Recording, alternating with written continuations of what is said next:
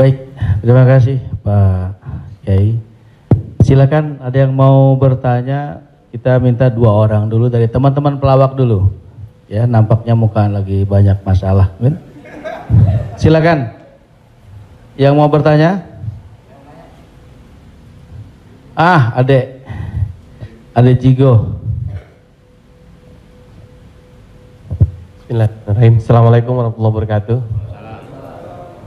Terima kasih Ustadz.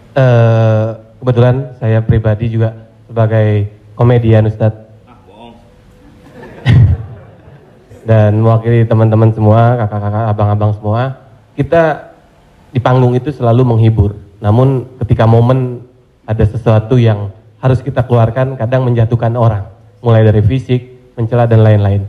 Yang saya mau tanyakan, apakah dengan niat kita menghibur menjadi catatan, apakah menjadi catatan dosa untuk kita? Terima kasih Ustaz. Ada seorang ulama dipanggil Imam Abu Hatim, tapi kemudian di ujung namanya itu ditambahkan kata Al-Asam. Asam diambil dari kata summum, bukmun, umyun. Umyun buta, bukmun bisu, summun tuli, peka. Jadi Abu Hatim Al-Asam artinya Abu Hatim peka, tuli. Secara bahasa itu menjatuhkan orang. Siapa itu? Itu Abu Hatim peka, Abu Hatim tuli. Karena ada beberapa orang, ada Abu Hatim, yang ini Abu Hatim peka, tuli.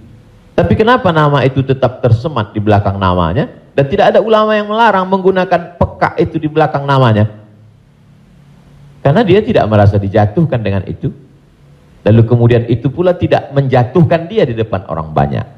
Apa sebab kronologis dia dipanggil Al-Asam?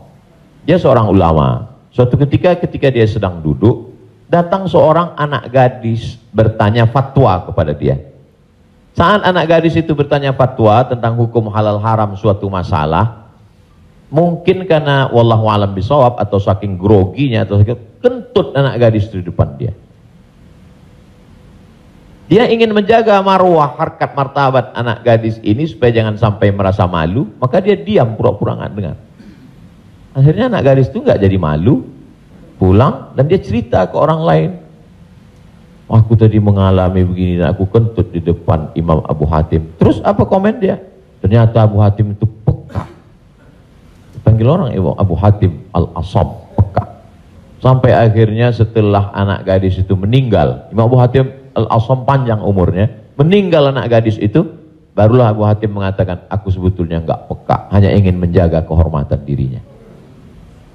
Jadi kisah Abu Hatim Al-Asam dapat kita pahami 2 makna. Satu sisi ada saatnya kita menjaga kehormatan orang sampai mati dia. Tapi ada satu sisi kalimat yang nampaknya menjatuhkan sebenarnya tidak menjatuhkan selama kita masih saling paham, saling memahami, saling mengerti. Ada kata-kata yang mungkin kita gunakan tapi menjatuhkan dia. Padahal sepertinya pujian. Tapi ada kata-kata yang sepertinya. Jadi kalau sudah saling memahami, orang pun mengerti, maka dia tidak menjadi suatu celaan.